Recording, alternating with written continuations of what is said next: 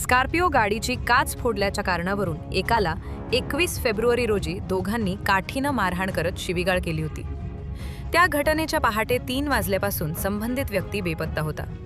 अखेर त्यांचा मृतदेह 24 फेब्रुवारी सकाळी 11 वाजताच्या दरम्यान मोहोळ तालुक्यातील वाळूज गावच्या हद्दीमध्ये नदीपात्रात आढळून आल्याची घटना घडली। या प्रकरणी तिघांवर मोहोळ पोलीस ठाण्यात खुनाचा गुन्हा दाखल करण्यात आला आहे। विजय भागवत जगझाप असे खून झालेल्याचे नाव आहे। दीपक कोळी व भुजंग कोळी या दोघांना या प्रकरणी अटक करण्यात आली आहे। याबाबत मोहोळ पोलिसांनी दिलेल्या माहितीनुसार बार्शी तालुक्यातील दहिटणे येथील विजय भागवत जगझाप हे आई-वडील, पत्नी, 2 मुलांसह राहत होते। त्यांची पत्नी मजुरीच्या कामासाठी मुलांना घेऊन पुणे येथे गेली होती।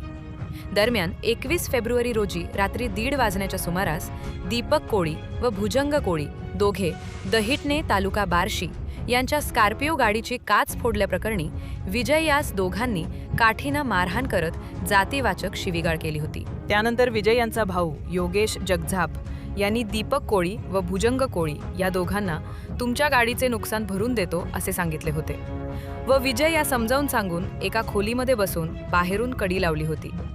त्यानंतर योगेश याला झोप लागली।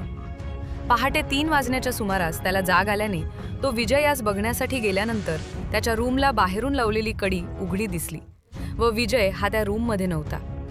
त्याची सर्वत्र शोधाशोध केली।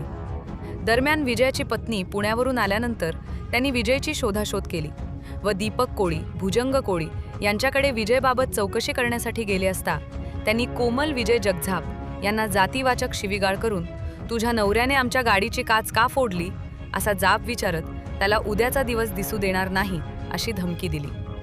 त्यानंतर जगझाप कुटुंबियांनी दिनांक 23 फेब्रुवारी रोजी वैराग पोलीस ठाण्यात विजय जगझाप यांची हरवल्याबाबत तक्रार दाखल केली होती। त्यानंतर ही त्यांचा शोध चालूच होता। दरम्यान दिनांक 24 फेब्रुवारी रोजी सकाळी 11 वाजण्याच्या दरम्यान त्यांचे प्रेत मोहोळ तालुक्यातील वाळूच्या नदीमध्ये आढळून आले। या प्रकरणी कोमल विजय जगझाप राहणार दहिटणे तालुका बार्शी यांनी दिलेल्या फिर्यादीनुसार दीपक कोळी, भुजंग कोळी व निर्मला कोळी यांच्यावर मोहोळ पोलीस ठाण्यात खुनाचा गुन्हा दाखल केला आहे।